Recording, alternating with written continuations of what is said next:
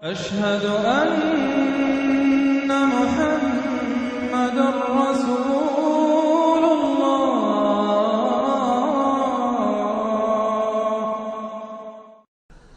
اعوذ باللہ من الشیطان الرجیم بسم اللہ الرحمن الرحیم یا ایہا المدثر قم فانذر وربک فکبر وثیابک فطہر والرجز فاہجر ولا تمنن تستکثر ولربک فاصبر صدق اللہ العظیم۔ سورۃ المدثر کے بارے میں ایک روایت یہ بھی ہے کہ اس کی جو پہلی 7 آیات ہیں یہ پہلی وحی ہے جو حضور پر نازل ہوئی، اور یہ ایک چونکہ صحابی کی رائے ہے لہذا اس کا ذکر کرنا مناسب ہے، لیکن یہ کہ یہ کنسنسس جس پر ہے وہ یہی ہے کہ یہ پہلی نہیں ہے بلکہ پہلی وحی جو آپ پر آئی وہ سورہ علق کی ابتدائی 5 آیات ہیں۔ مغالطہ اس وجہ سے ہوا ہے کہ سورہ علق کے نزول کے بعد جو اس کی آیات ہے شروع کی 5 اور اغلباً سورہ نون کی پہلی 7 آیات، پھر سورہ مزمل کی 10 آیات، ان کے نزول کے بعد پھر کچھ وقفہ رہا ہے۔ اس وقفے کے دوران جو ہے حضور پر خاصی طبیعت کے اندر بے چینی کی کیفیت طاری رہی۔ آپ چاہتے تھے کہ جلد از جلد یہ قرآن نازل ہو، لیکن اللہ تعالیٰ کی اپنی ایک مشیت تھی، اپنی حکمت کے تحت اس نے اس کا نظام بنایا تھا۔ اسی دوران میں اللہ تعالیٰ نے حضرت اسرافیل کو حضور کی تعلیم پر معمور کر دیا تھا، یعنی تعلیم جو ہے حضور کی وہ دنیاوی طریقے سے نہیں ہوئی کہ کسی کے سامنے زانو تلمس طے کیا ہو، الف باتا سیکھا ہو اور پھر اس کے بعد کتابیں پڑھی ہو، نہیں، اس اعتبار سے آپ امی محض تھے، دی ان لیٹرڈ ون۔ ہم یہ نہیں کہیں گے کہ آپ معاذ اللہ ثم معاذ اللہ جاہل تھے، نہیں، لیکن یہ کہ آپ نے اس طریقے سے تعلیم حاصل نہیں کی تھی جیسے کہ دنیا میں ہوتی ہے، لیکن یہ کہ شوق جو قرآن مجید کا آپ کو تھا اس کی وجہ سے آپ کو جلدی، اور جب یہ وقفہ ہوتا تھا تو بہت شاق گزرتا تھا، اور تعلیم اس دوران میں ہو رہی ہے حضرت اسرافیل کے ذریعے۔ پھر وہ واقعہ پیش آیا جو پہلے بھی میں آپ کو بتا چکا ہوں کہ حضور فرماتے ہیں کہ اپنی اسی شش و پن میں جبکہ مجھ پر صدمے کی کیفیت تھی، میں ایک روز غار حرا سے نیچے اتر رہا تھا کہ آواز آئی یا محمد۔ میں نے ادھر ادھر دیکھا، دائیں بائیں پیچھے سامنے کوئی نظر نہیں آیا، تو کچھ خوف سا طاری ہوا طبیعت پر، بربنائے طب بشری۔ تھوڑی دیر چند قدم آگے گیا، پھر یا محمد، پھر وہی کیفیت ہوئی میرے ساتھ۔ اب زیادہ تشویش لاحق ہو گئی، کوئی نظر نہیں آ رہا اور پکار رہا ہے کوئی۔ تیسری مرتبہ یا محمد کہا تو اچانک آپ کی نگاہ اٹھی تو حضرت جبرائیل، وہی فرشتہ کہ جو غار حرا میں آیا تھا، اس کو آپ نے دیکھا کہ وہ پورے افق پر اس طریقے سے ہے کہ پورا افق اس سے بھر گیا ہے، اصل ملک کی صورت میں دیکھا۔ غار حرا میں کس کیفیت میں آیا تھا یہ بعد میں آپ کو بتاؤں گا، لیکن یہ کہ وہ مشابہت تو ایسی تھی کہ حضور نے پہچان لیا کہ یہ وہی فرشتہ ہے جو غار حرا میں آیا تھا، لیکن یہ کہ شکل یہ بالکل مختلف، یہ اصل ملک کی شکل تھی جس کو دیکھا ہے آپ نے ان آنکھوں سے۔ تو اس پر آپ پر دہشت طاری ہوئی ہے اور آپ گھر آئے ہیں، اور آپ پر کپ کپ اسی طاری تھی جیسے پہلی وحی کے وقت ہوئی تھی کیفیت، وہی اس کے بعد بھی ہوئی ہے۔ پھر یہ سورہ مدثر کی یہ 7 آیات آپ پر نازل ہوئی۔ تو اس حوالے سے یہ پہلی وحی ہے، لیکن پہلی وحی ہے پہلی فترت کے بعد، پہلا وقفہ جو ہوا وحی کے اندر اس کے بعد پہلی وحی ہے۔ اور اس سے جیسا کہ میں آپ کو بتا چکا ہوں آغاز ہوتا ہے حضور کی رسالت کا، جبکہ سورہ علق سے آغاز ہوا ہے حضور کی نبوت کا۔ آغاز نہیں کہنا چاہیے، ظہور ہوا ہے۔ نبی تو پیدائشی طور پر نبی ہوتا ہے، لیکن ظہور کا وقت ہوتا ہے جبکہ پھر وحی کا آغاز ہو۔ تو ظہور نبوت جو ہے وہ ہے سورہ علق کی آیات سے، اور یہ ہے در حقیقت کہ جس سے کہ آپ کی رسالت کا آغاز ہوا۔ اس کا جوڑا تھا سورہ مزمل، وہ ہم نے رات پڑھ لیا۔ کم سے کم یہ چیز دیکھ لیجئے کہ ان دونوں کا بھی آغاز بالکل یا ایھا المزمل یا ایھا المدثر، اے کمبل میں لپٹ کر لیٹنے والے اور اے لحاف میں یا کسی اور کپڑے میں لپٹ کر لیٹنے والے، قم، وہاں بھی قم یہاں بھی قم، اب کھڑے ہو جاؤ۔ وہاں قیام اللیل، یہاں قیام النہار کہہ لیجئے اس کو، وہ رات کا قیام تھا، یہ دن کا قیام ہے۔ اس رات کے قیام سے آپ کے اندر روحانی ترقی کو بڑھانا مقصود تھا، تاکہ جو بھاری بوجھ آپ کے کندھوں پر یہ سورہ مدثر کی آیات کے حوالے سے آنے والا ہے، اگرچہ آپ معراج انسانیت میں پہلے سے فائز تھے، وَإِنَّكَ لَعَلَىٰ خُلُقٍ عَظِيمٍ، یہ تو ہم سورہ نون میں پڑھ چکے ہیں، لیکن یہ کہ اس بوجھ کو اٹھانے کے لیے عام انسانی اخلاق سے بھی بلندتر روحانی طاقت کی ضرورت تھی، اور وہ اسی طریقے سے پیدا ہو سکتی تھی کہ یہ قرآن مجید کو آپ خود کوٹ کوٹ کر اپنے اندر اس کو داخل کیجئے، جذب کیجئے۔ رتل القرآن ترتیلا، ہیمر اٹ ڈاؤن۔ حالانکہ کتنا قرآن اس تک نازل ہوا تھا، مطلب repeat repeat and repeat and repeat, جیسے آپ زور زور سے کسی چیز کو ہیمر کرنے کے لیے ٹھوک رہے ہیں تو اس کو ہیمر کرتے ہیں۔ تو میں تو یہی لفظ استعمال کرتا ہوں، قرآن کو hammer it down into your heart, آپ کے دل میں، آپ کے پورے وجود میں یہ سرات کر جائے، جس کو اقبال نے خوبصورتی سے کہا، چوں بجاں در رفت جاں دیگر شود، جب جان کے اندر یہ قرآن سرایت کرتا ہے۔ اب یہ جو سورہ مدثر ہے، اس میں البتہ اس کی پہلی 3 آیات بڑی اہم ہیں، اس کو اچھی طرح سمجھ لیجئے، ایک ایک آیت کو سمجھیے، یا ایھا المزمل یا ایھا المدثر، ان دونوں سے ایک بات سمجھ لیجئے کہ حضور کی زندگی کا ایک خاص دور ہے جو ان کے پس منظر میں ہے، جب آپ پر غور و فکر کا، سوچ بچار کا غلبہ ہو گیا تھا۔ آپ ایک بڑے عملی انسان تھے، میں آپ کو بتا چکا ہوں، بچپن اسرت میں گزرا ہے، پھر لڑکپن اور پھر اور جو ہے جس کو ہم کہتے ہیں ایڈولسنس، وہ بھی سخت مشقت میں گزری ہے۔ پھر آپ نے کاروبار کیا ہے تو ایک سمجھیے کہ ملازم کی حیثیت سے یا عامل کی حیثیت سے کیا ہے، سرمایہ آپ کے پاس تو تھا نہیں، سرمایہ دوسروں کا ہوتا تھا۔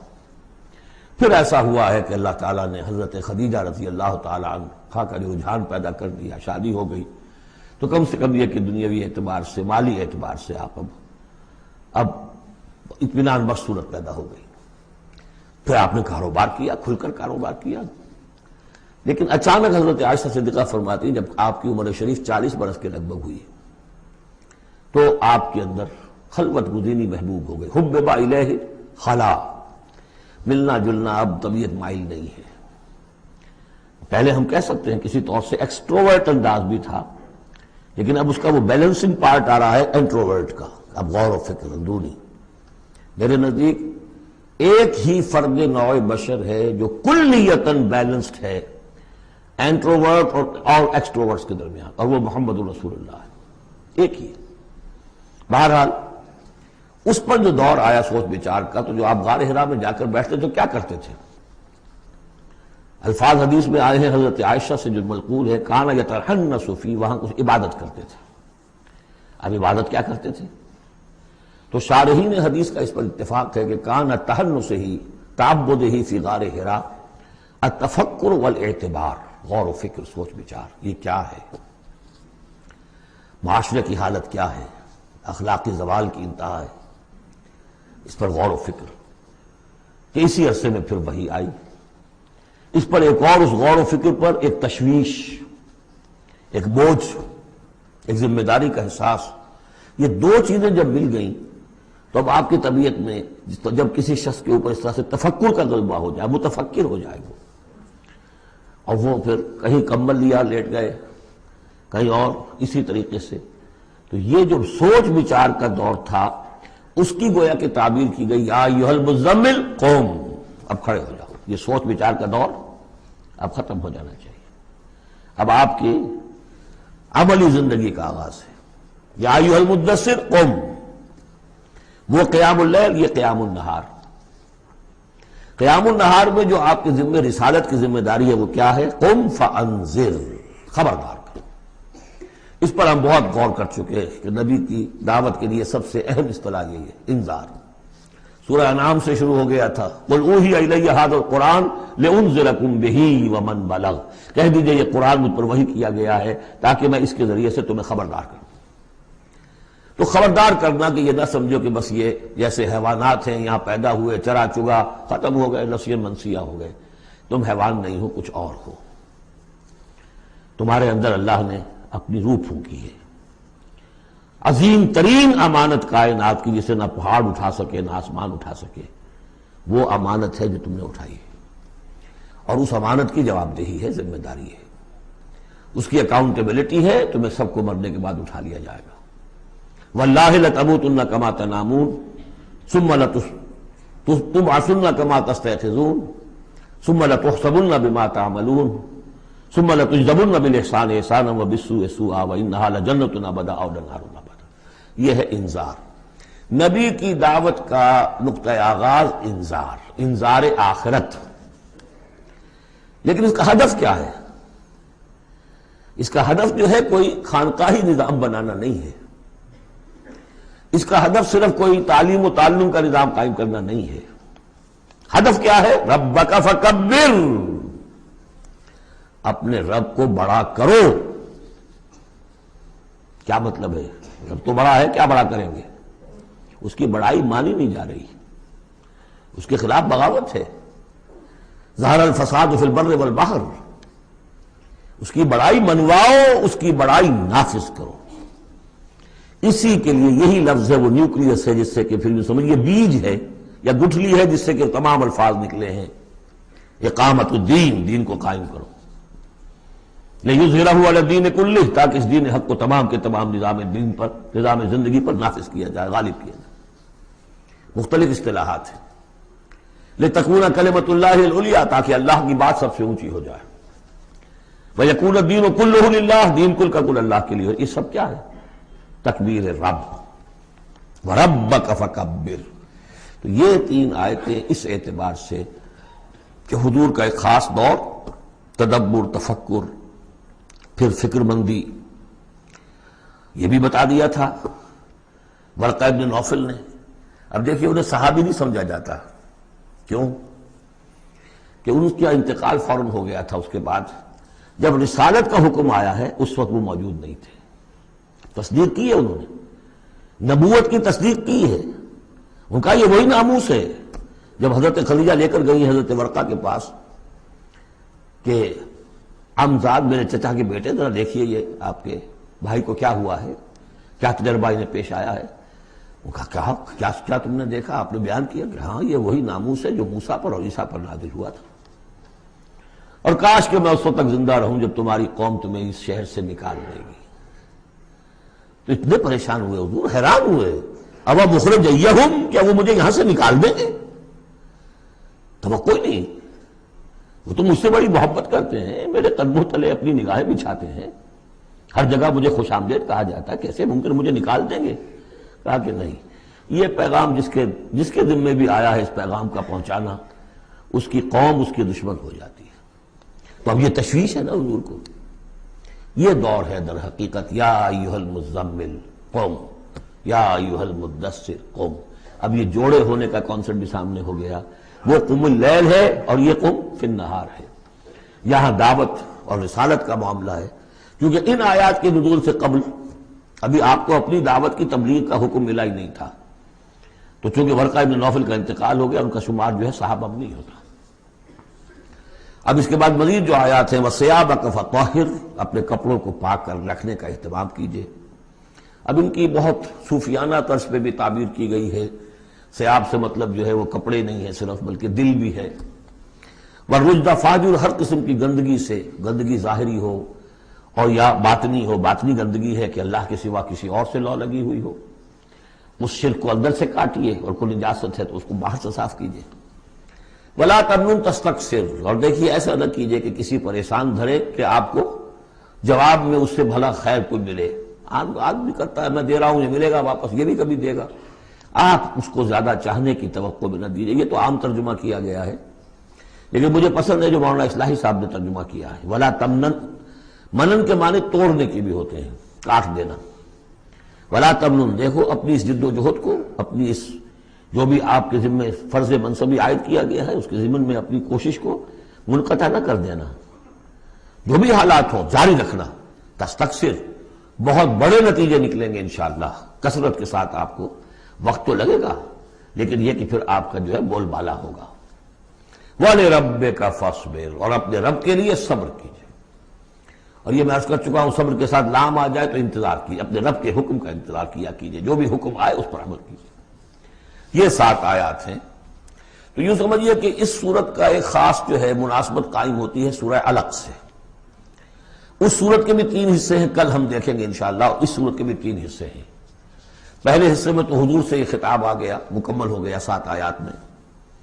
اب اس کے بعد 3 آیات میں قیامت کا نقشہ کھینچا گیا۔ فَإِذَا نُقِرَ فِي النَّاقُورِ، جب سور میں پھونکا جائے گا، فَذَلِكَ يَوْمَئِذٍ يَوْمٌ عَسِيرٌ، تو وہ دن بہت سخت دن ہوگا۔ عَلَى الْكَافِرِينَ غَيْرُ يَسِيرٌ، کافروں پر وہ ہلکا نہیں ہوگا۔ یہ وہی دن ہے جس کے بارے میں سورہ مزمل میں ہم پڑھ چکے ہیں۔ يَوْمًا يَجْعَلُ الْوِلْدَانَ شِيبًا السَّمَاءُ مُنْفَطِرٌ بِهِ، پھٹ پڑنے کو ہے آسمان اس کے ساتھ، اور وہ دن ایسا ہے کہ جو بچوں کو بوڑھا کر دے گا۔ اور تیسرا حصہ وہی ذرنی، جیسا کہ سورہ مزمل میں بھی ہم دیکھ چکے، سورہ نور میں بھی دیکھ چکے۔ وَذَرْنِي وَمَنْ خَلَقْتُ وَحِيدًا، چھوڑیے مجھ کو اور اس کو جس کو میں نے بنایا ہے اکلوتا، اکیلا۔ اس کے بارے میں اجماع ہے کہ یہ آیات جو ہیں ولید بن مغیرہ کے لیے نازل ہوئی۔ بڑی جائیدادیں تھیں اس کی دونوں شہروں میں، قریتین عظیم، جو ایک مکہ اور ایک طائف، ٹوین سٹیز تھی، اور اس کی جائیداد، اس کے باغات، پیسے بہت، اللہ نے اولاد بہت دی تھی۔ خود یہ اکلوتا تھا اپنے ماں باپ کا، وحیدہ بنایا میں نے اسے، اکیلا تھا وہ۔ وَجَعَلْتُ لَهُ مَالًا مَمْدُودًا، اور اسے میں نے بہت سا مال دے دیا جو پھیلا ہوا مال ہے، شہروں کے اندر جائیداد ہے بکھری ہوئی ہے۔ وَبَنِينَ شُهُودًا، اور بیٹے میں نے دیے اسے جو اس کے نگاہوں کے سامنے رہتے ہیں۔ یہ بھی کسی شخص کی تونگری اور مرفہ الحالی کی علامت ہے کہ بیٹے اس کی نگاہوں کے سامنے ہوں، وہ ایکسپورٹ نہ ہو گئے ہوں امریکہ اور یورپ، معلوم ہوا کہ وہ تو گئے ہوئے ہیں بیٹے، ان کو دیکھنے کو بھی آنکھیں ترستیاں ہیں، سمجھے آپ، وہ تو پھر معلوم ہوا کہ کوئی بڑی ہی پتلی حالت ہے۔ شہودہ، بیٹے سامنے موجود ہیں۔ وَمَهَّدتُّ لَهُ تَمْهِيدًا، میں نے اس کے لیے خوب بستر بچھا دیا تھا، خوب تمہید کی تھی۔ ثُمَّ يَطْمَعُ أَنْ أَزِيدَ، پھر وہ چاہتا ہے کہ میں اور بھی دوں اسے، کلا، بس اب نہیں۔ انہو کان لآیاتنا عنیدا، یقیناً وہ ہماری آیات کا مخالف اور دشمن بن گیا۔ وہ یہ تھا کہ ذہین بھی بہت تھا یہ شخص، اور یہ محسوس کرتا تھا کہ جو وہ محمد کہہ رہے ہیں ٹھیک ہے، لیکن یہ کہ یہ ساری میری جائیدادیں، میرے رشتے، میری دوستیاں، میری چودراہٹ، اس سب کا رسک میں کیسے لے لوں؟ تو یہی وہ شخص ہے جو سب سے زیادہ کمپرومائز کے لیے آپ پر زور ڈالتا تھا کہ محمد اس طرح نہ کرو، کچھ نہ کچھ اپنی بات منوا لو، کچھ لوگوں کی مانو۔ یہ جو رفت پڑ رہی ہے، a house divided amongst itself can not stand, قریش جو ہیں آپس میں تقسیم ہو جائیں گے تو پھر ہماری حیثیت کیا رہے گی؟ بہت مدبر انسان تھا، ایسا نہیں تھا کہ، تو یہ اس کی ساری ذہانت اور فطانت جو ہے، جس کو آپ ورلڈلی وائز کہتے ہیں، وہ بہت ذہین تھا اس اعتبار سے، اس دنیا کے حوالے سے۔ اور وہی شخص تھا، تو اس کا معاملہ یہ ہوا کہ ایک مرتبہ یہ کہیں گفتگو ہو رہی تھی بیٹھ کر چوپال میں کہ کیا کہیں ہم میں سے کوئی کہتا ہے یہ جادوگر ہے، کوئی کہتا ہے یہ شاعر ہے، باہر سے لوگ آتے ہیں، وہ جب سنتے ہیں مختلف قول تو وہ پریشان ہو جاتے ہیں، وہ سمجھتے ہیں کہ یہ خود پریشان ہے، جب یہ مختلف الخیال ہیں تو چلو میں خود جا کے اس شخص سے مل کر دیکھوں وہ کیا ہے۔ تو اس سے بہتر یہ کہ ہم ایکا کریں، ایک بات کہیں۔ تو اب یہ کہ کیا کہیں، اس پر مسئلہ پیدا ہو گیا۔ تو اب یہ کہ یہ گیا تھا حضور کے پاس بات کرنے، اور وہاں انہیں کچھ اندیشہ ہوا کہ یہ تو کچھ اثر ہو گیا، معلوم ہوتا بدل گیا۔ یہ واپس آیا ہے، پوچھا کہ کیا خیال ہے، کیا ہم اسے کہیں کہ شاعر ہے؟ کہ نہیں، میں شاعروں سے مجھ سے خوب واقف ہوں، جو محمد کلام پیش کر رہے ہیں وہ شعر نہیں ہے، شاعر نہیں، کچھ اور چیز۔ اچھا ہم کاہن کہہ دیں انہیں؟ کہ نہیں نہیں، میری کاہنوں سے تعلقات ہیں، دوستیاں ہیں، میں جانتا ہوں کاہنوں کا کردار کیسا ہوتا ہے، کاہن کے قول کیسا ہوتا ہے، وہ زو معنیین بات کرتے ہیں، ادھر بھی لگ جائے ادھر بھی لگ جائے، یہ کرتا ہے دو ٹوک بات، تو پھر کیا کہیں؟ ان کو یہ سمجھ میں آیا کہ یہ تو گیا، اس پر تو جادو چل گیا محمد کا۔ لیکن اس نے جب تیور دیکھے تو کہا، یہ کہا جا سکتا ہے کہ یہ جادو ہے جو منقول ہے، پیچھے سے چلا آ رہا ہے۔ اب یہ جو اس کی گفتگو میں جو اس کی رد و قدا ہوئی ہوگی، ضمیر نے ملامت کی، کچھ نے ضمیر کو دبایا، کچھ اپنی مصلحتوں کو سامنے رکھ کر جو بات، اس کا نقشہ کھینچا گیا ہے یہاں، فصاحت و بلاغت کی انتہا ہے۔ سأرهقه صعودا، میں اسے چڑھائی چڑھواؤں گا، وہ عذاب جو ہم پہلے بھی پڑھ چکے ہیں، یسلک عذابا صعدا، وہ عذاب کے جو جس کی سختی اور شدت بڑھتی چلی جائے۔ انہ فکر وقدر، اس نے غور کیا، کچھ اندازہ کیا کہ حق کو ماننے کا کیا نتیجہ نکلتا ہے، نہ ماننے کا کیا نتیجہ نکلتا ہے، وہ بیلنس بنا رہا ہے اپنے ذہن میں۔ انہ فکر وقدر فقتل کیف قدر، تو ہلاک ہو جائے، کیسا غلط اس نے اندازہ ٹھہرایا۔ ثم قتل کیف قدر، پھر ہلاک ہو جائے، کیسا غلط اندازہ ٹھہرایا۔ ثم نظر، پھر اس نے ذرا دیکھا، جیسے کہ کہہ رہا غور و فکر، لوگ دیکھیں غور و فکر کر رہا ہے۔ ثم عبس وبصر، پھر ذرا وہ اپنا منہ بسورا اور ماتھے کے اوپر بھی کچھ وہ بل لے آیا۔ ثم ادبر واستکبر، اور پھر ذرا اس نے تکبر کے ساتھ اپنی پیچھے کو مڑا۔ فقال ان ھذا الا سحر یؤثر، اس نے کہا نہیں بس ٹھیک ہے، یہ جادو ہے جو چلا آ رہا ہے، محمد کا کلام جو ہے جادو ہے، جادو اثر تو ہے۔ ان ھذا الا قول البشر، لیکن ہے بہرحال یہ انسانی کلام، یہ جو محمد کا دعویٰ ہے کہ یہ اللہ کا کلام ہے، یہ نہیں۔ سأصلیہ سقر، اب اس پر جو اللہ کا غضب بھڑک رہا ہے، ان قریب میں اس کو ڈالوں گا آگ میں۔ وما ادراک ما سقر، اور تمہیں کیا معلوم کہ وہ سقر کیا ہے۔ لا تبقی ولا تذر، نہ باقی رہنے دے گی نہ چھوڑے گی، موت بھی نہیں آئے گی۔ لواحۃ للبشر، انسان کی کھال کو جھلس ڈالے گی۔ علیہا 19، اور اس پر 19 ہیں داروغہ، سرہنگ 19۔ یہاں تک تو یہ یوں سمجھیے کہ اسی آہنگ میں بات چلی آ رہی ہے، وہی چھوٹی چھوٹی آیتیں، وہی انداز، وہی فلو۔ آگے بڑی طویل آیت آ گئی ہے، یہ بالکل سورہ مزمل کی طرح ہے۔ وہاں جو طویل پھر آیت آئی ہے جس پر کہ ایک پورا رکوع مشتمل ہے، وہ بعد میں نازل ہوئی ہے، تو یہ آیت بھی بعد میں نازل ہوئی ہے۔ لوگوں نے کہا بھائی 19 کیا، کچھ تماشا بنا لیا لوگوں نے، اچھا بھائی 19 یہ فرشتے صرف وہاں، تو کوئی ڈر کی بات نہیں ہے۔ کسی نے کہا 10 کو تو میں نمٹ لوں گا، باقی کا تم بندوبست کر لینا، 19 ہی ہے نا، تو ایسی کون سی بڑی تعداد ہے۔ تو یہ جو استہزاء کا موضوع بنا ہے، اس پر یہ آیت اتری۔ وما جعلنا اصحاب النار الا ملائکہ، اور یہ جہنم کے جو داروغہ ہیں ہم نے وہ فرشتوں کو بنایا ہے، کوئی انسان نہیں ہے جو تم یہ ایک ایک آدمی 10 کو سنبھال لے گا۔ وما جعلنا عدتهم الا فتنة للذین کفروا، یہ تعداد جو ہم نے تمہیں بتا دی ہے ان کی، وہ صرف اس لیے کہ کافروں کے لیے ایک جانچ ہو جائے، پرکھ ہو جائے۔ لیستيقن الذین اوتوا الکتاب، تاکہ اوتوا الکتاب جنہیں کتاب دی گئی تھی انہیں یقین آ جائے۔ تو یہ روایت ترمذی ہے، ترمذی کی شریف میں روایت موجود ہے کہ یہ در حقیقت 19 کا عدد تورات میں موجود تھا، لہذا اہل کتاب کے لیے تو گویا کہ ان کے لیے ایک یقین کرنے کی بنیاد بن گئی۔ لیستيقن الذین اوتوا الکتاب ویزداد الذین آمنوا ایمانا، اہل ایمان کے تو ایمان میں اضافہ ہوگا، وہ تو جو بھی اللہ کی طرف سے وہی پڑھ کر سنائیں گے محمد رسول اللہ، ان کا ایمان کامل ہے، ان کے ایمان میں اضافہ ہوگا۔ ولا یرتاب الذین اوتوا الکتاب والمؤمنون، اور تاکہ نہ شک میں پڑے نہ تو وہ اہل کتاب جن کو پہلی کتاب دی گئی تھی اور نہ مسلمان۔ ولا یقول الذین فی قلوبہم مرض، اور تاکہ کہیں وہ لوگ جن کے دلوں میں روگ ہے، جو حق کو ماننا نہیں چاہتے۔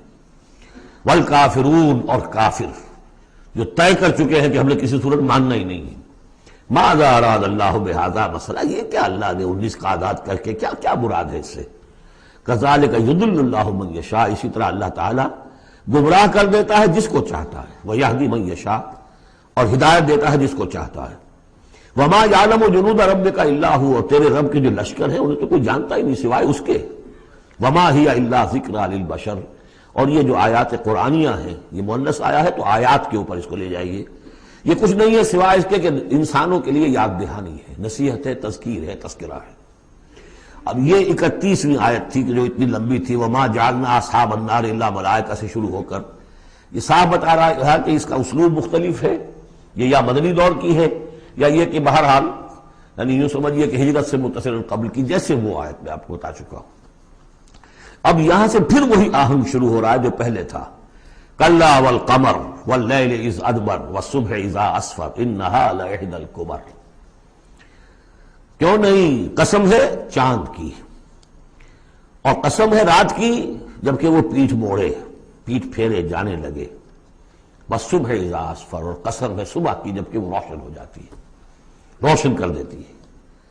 اس میں اشارہ ہو رہا ہے در حقیقت کہ فترت وحی کی رات چلی آ رہی تھی، 600 برس سے نزول وحی کا سلسلہ منقطع تھا، وہ جس کا انہوں نے جنات میں تذکرہ کیا تھا، من بعد کتاب موسیٰ، اس میں بس روشنی ہوتی تھی تو ایسی ہی جیسے کہ مستعار روشنی چاند کی روشنی ہوتی ہے جو راتوں کو بھی ہوتی ہے، بس اس درجے میں ہدایت آسمانی اور ہدایت خداوندی دنیا میں رہ گئی تھی۔ لیکن اب محمد الرسول اللہ کی رسالت و نبوت کا خورشید طلوع ہو گیا ہے، اب دن روشن ہو گیا۔ کلا والقمر واللیل اذ ادبر والصبح اذا اسفر، ان تین کو قسموں کو ذرا یاد رکھیے گا، یہ آگے چل کر بڑی اہمیت کے ساتھ ان کا حوالہ پھر آئے گا کہ رات کی تاریکی تھی، اب رات جا رہی ہے، اور اس میں جو تھی صرف چاند کی روشنی تھی جو مستعار تھی، سابقہ نبوتوں کی تعلیم وغیرہ جو بھی تھی باقی تھی، کچھ بگڑ گئی، کچھ تھی، کچھ پولیوٹڈ ہو گئی، کچھ صحیح تھی۔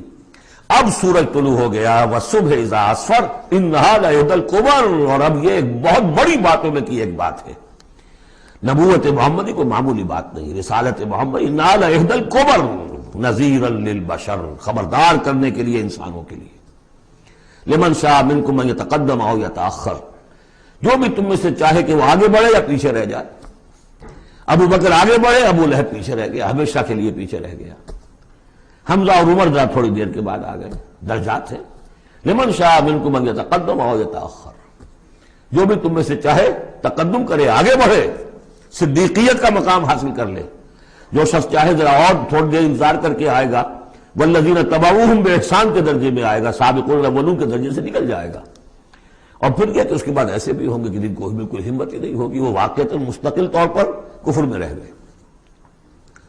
لمن شاء منکم ان یتقدم او یتأخر کل نفس بما کسبت رہینہ، ہر جان جو کچھ کہ اس نے کمایا ہے اس کے عوض رہن ہے، اسے وہ چیز اب وصول کرنی ہوگی۔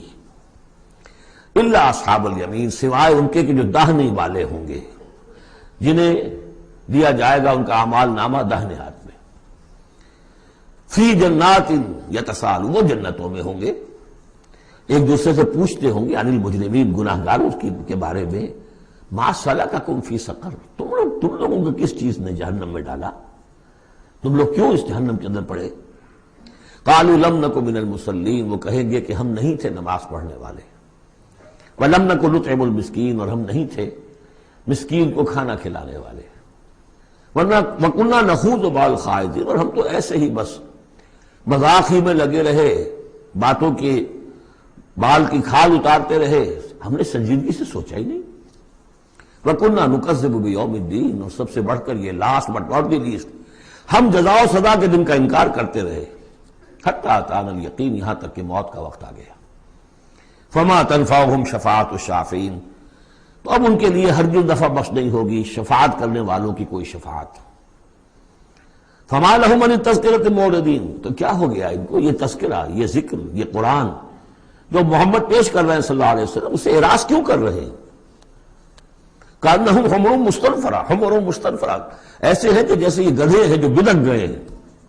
فرت من قسورہ، شیر کو دیکھا ہو، کبھی آپ نے دیکھا ہوگا ٹیلی ویژن وغیرہ پر، تو افریقہ کا نقشہ دکھایا جاتا ہے کہ ذرا شیر کی آہٹ دیکھتے ہیں اور پھر زیبرے جس طرح بھاگتے ہیں دمڑ دمڑ دمڑ کرتے ہوئے، ان کا پورا غول جو ہوتا ہے، تو وہ نشان، وہ ہے اصل میں نقل کہ یہ لوگ جو ہے اس طریقے سے کانہم حمر، تو زیبرے بھی گدھے ہی ہے نا، کانہم حمر مستنفرہ فرت من قسورہ، کسی شیر کو دیکھ کر وہ بھاگتے۔ بل یرید کل امرئ منہم ان یؤتى صحفا منشرہ، اب یہ ان کا استہزائیہ انداز تھا کہ محمد تم کہتے ہو کہ ہمارا حساب کتاب ہوگا، ہم میں سے ہر ایک کو کیوں نہیں دے دیے جاتے ہمارے اعمال نامے، یا یہ کہ یہاں سے مراد یہ ہے کہ جو کتاب تمہارے پاس آئی ہے تو ہمیں کیوں نہیں کتاب دے دی گئی، کھلے ہوئے صحیفوں میں ہم میں سے ہر شخص کے پاس کتاب آ جاتی۔ کلا بل لا یخافون الآخرہ، ہرگز نہیں، یہ جو باتیں بنا رہے ہیں یہ اس لیے کہ آخرت کا خوف نہیں ہے ان کے دل میں۔ جب آخرت کا خوف نہ رہے تو جو باتیں چاہو بناؤ، جیسے وہ کہتے ہیں کہ بے حیا باس و ہر چے خواہی کن، ایک دفعہ حیا کا پردہ اٹھا دو پھر جو چاہو کرو۔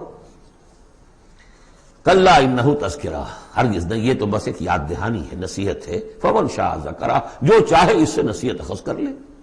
وما یذکرون الا ان یشاء اللہ، اور یہ نہیں اس سے نصیحت اخذ کر سکیں گے کوئی بھی مگر یہ کہ اللہ چاہے۔ هو اہل التقوی واہل المغفرہ، وہ ڈرنے کے لائق بھی ہے اور وہی مغفرت کا مجاز بھی ہے، جس کو چاہے وہ مغفرت کر سکتا ہے۔ اہل التقوی واہل المغفرہ، یہ ہے سورہ مدثر۔